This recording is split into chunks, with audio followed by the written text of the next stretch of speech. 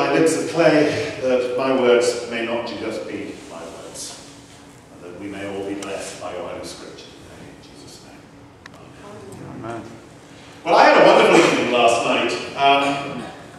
I went to the Human Rights Campaign dinner at the Ritz-Carlton, which was extremely hot, I have to say. The air wasn't working properly. Now, Miss Kathy was there as well, and Mark Vaughan was there. Kathy was creating a lot of trouble. Her table was easily the loudest in the entire place. And can you deny that, Kathy?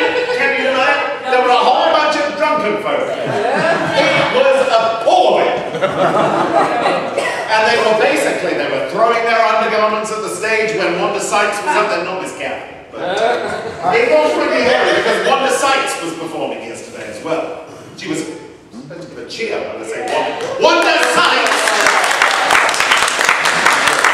We ought to be blessed at having Wanda Sykes even in her city. No, she was fabulous. She was fabulous. And I came to write my sermon, to finish off my sermon, determined to tell jokes. And then it came upon me something that my first ever trainer, Pastor, or I should say Father Moore, said. He said, if I was in Clinton, I would eschew humour in your sermon. It killed me stone dead. I'd been excited about something I just preached. And I said, oh, what do you think, Father? He said, I would eschew humour. He used to touch his pearls.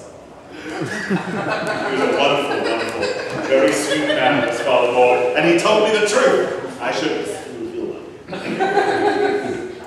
I'm going to preach on something I've never preached about before. I preached on stewardship a good few times, but that usually involved money. I've never, and anybody who's been in MCC anywhere in the world will know that, or any church, come to think of it, that is an enduring obsession with churches, you know, seeing how the bills are going to be paid.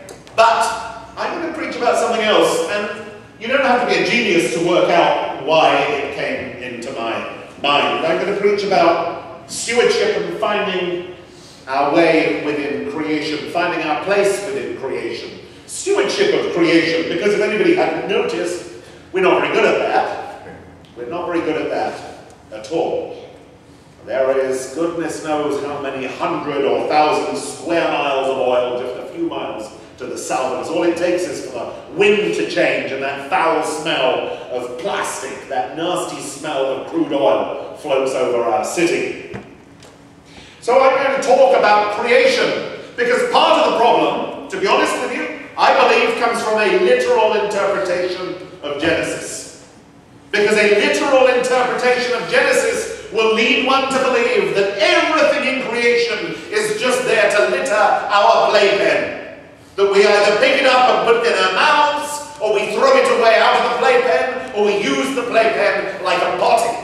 Creation is just there solely for our use and for our exploitation. So let's have a little look, shall we, at what creation really is, because sometimes we forget.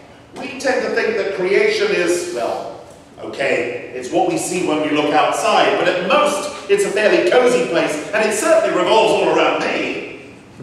So let's have a look at creation and what creation really is, because we fall into a danger of thinking God is basically a glorified form of us, just a more powerful form of us, sharing our prejudices, sharing our hopes and sharing our fears, and most of all, sharing our dislikes. God's basically Superman with a beard.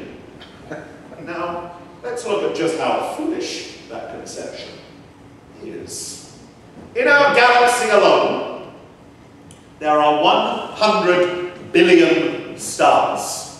100,000 million stars, the majority of which are larger than our own star. And unless you need to be reminded, like this morning when the heat index was 106 degrees outside, our star is 93 million miles away, and yet we feel such heat.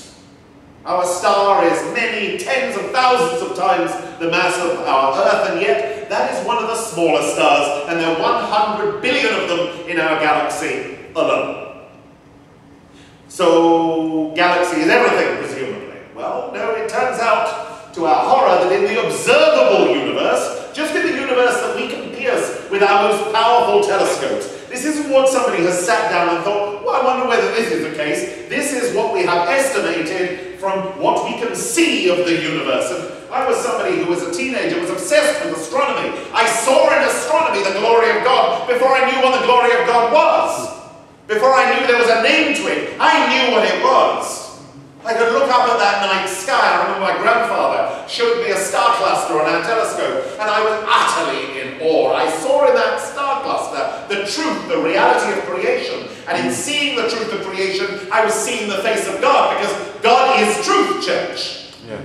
Whenever we tell ourselves a fond imagining, something which helps us to be comfortable in our faith, and it is not the truth, we're turning our back on God. It is not for us to tell God how God can come to us. It is not for us to tell God what God must be. God is as God is. God is as God is. So we've got 200 billion galaxies, each one with 100 billion stars in, just in the universe that we can actually see. So what does that give us?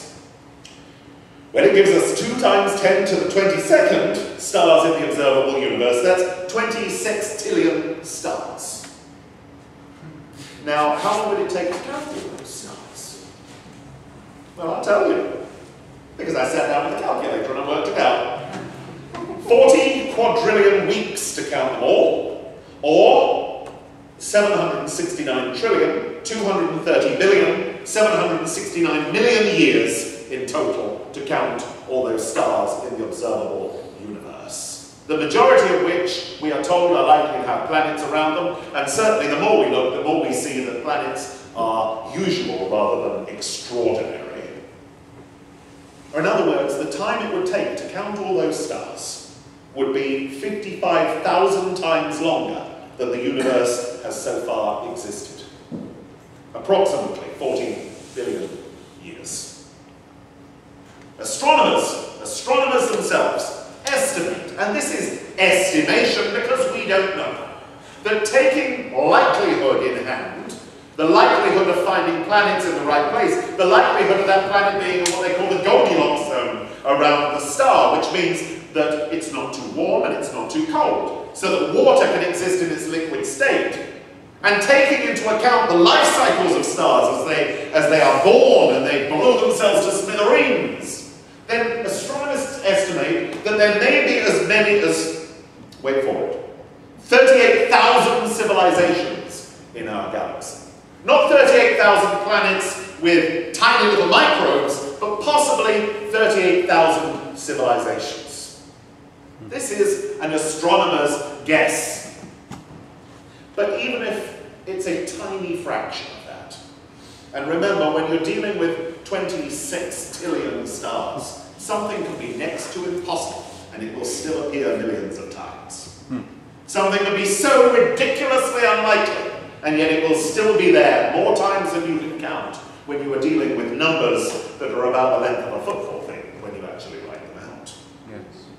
So do we still think that God is, that we are God's sole project, that we are God's sole interest in this creation, this vast creation, which is immersed in God, which has no center to it, so that each and every one of us can be the center in our personal relationship with God. Because having a personal relationship doesn't mean that the other person is just like us.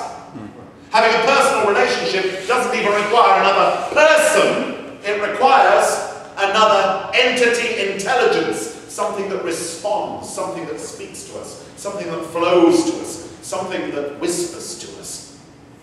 Such is God. You don't have to sketch out the face of God to be able to communicate with God. A God that hovers over 26 trillion stars is not just a larger version of ourselves. A God of such grandeur, such immense